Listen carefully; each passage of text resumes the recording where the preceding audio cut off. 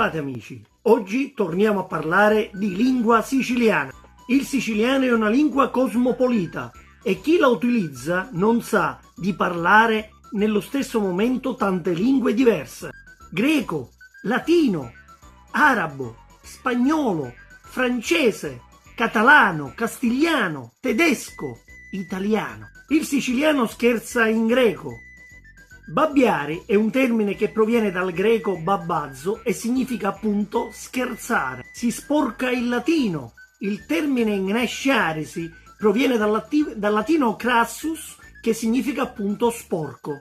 Litiga in arabo. Sciarriarisi è un termine che proviene dall'arabo shar, che significa fare guerra. Lavora in francese. Travagliare è un termine che viene dal francese travailler. Risparmia in tedesco. Infatti il termine sparagnare deriva dal tedesco sparen. Il termine scupetta deriva dallo spagnolo escopeta, ossia fucile. Voglio sottoporre alla vostra attenzione un termine che mi piace moltissimo, utilizzato soprattutto nel palermitano. Siddiare, ossia annoiare, tediare. Siddiare si significa appunto annoiarsi. Ma vediamo un poco che derivazione etimologica ha questo termine.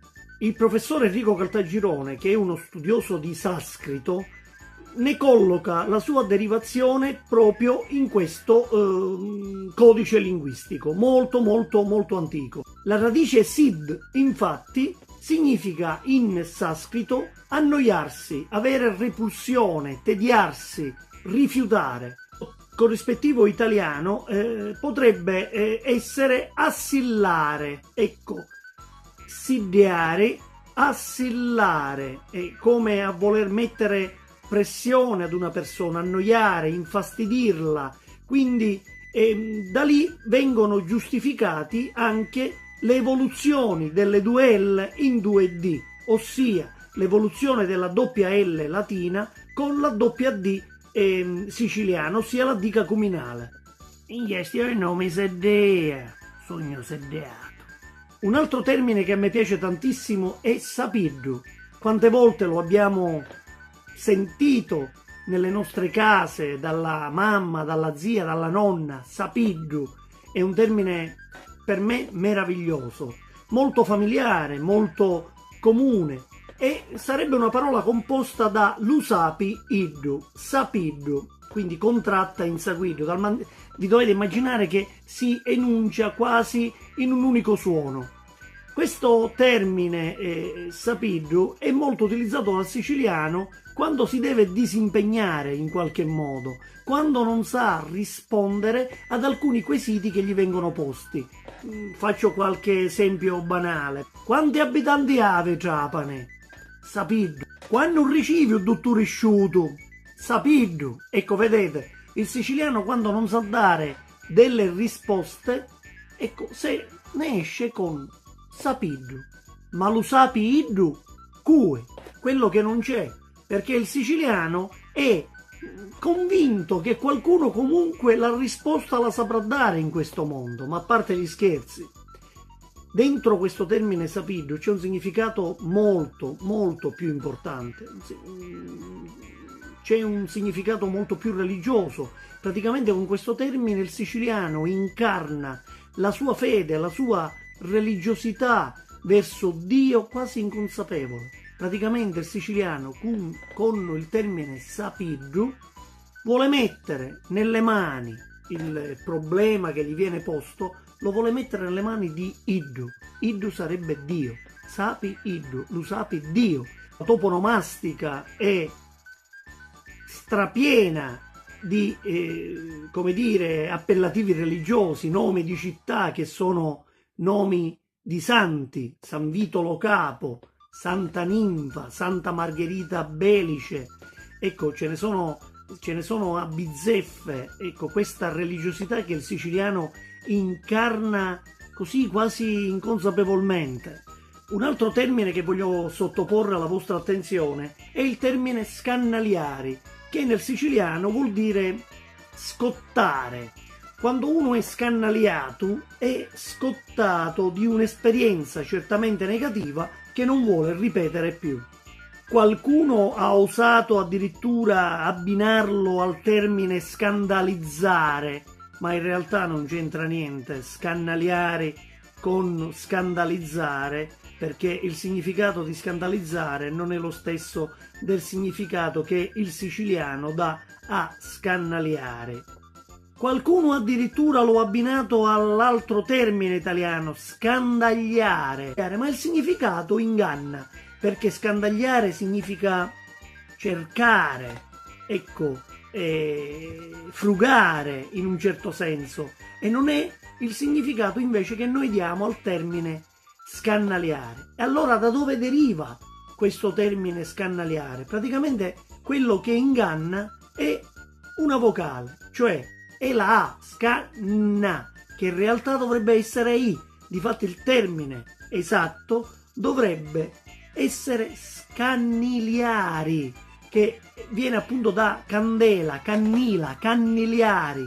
Scanniliari significa appunto scottare. Quando uno è scanniliato, addirittura si dice, soprattutto nell'area centro-orientale della Sicilia, che ha la febbre. Ritorniamo di nuovo al significato autentico che il sicolo dà al termine scannaliare, che è appunto scottare. Scannaliato, essere scottato.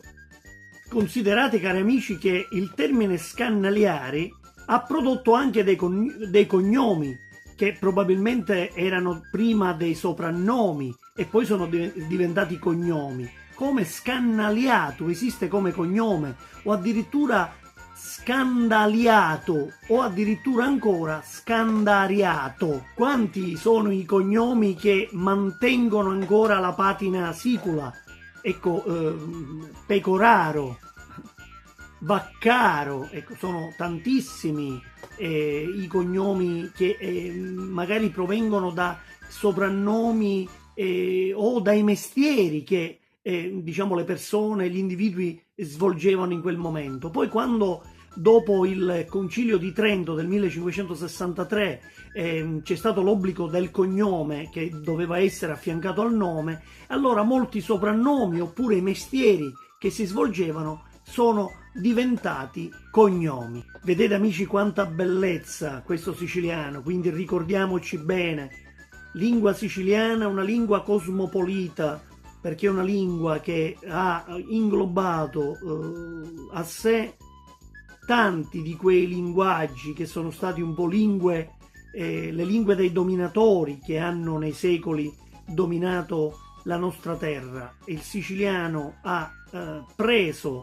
ricevuto dati da questi codici linguistici, ma ne ha anche ceduti a sua volta di dati linguistici, con una ricchezza, un patrimonio inestimabile.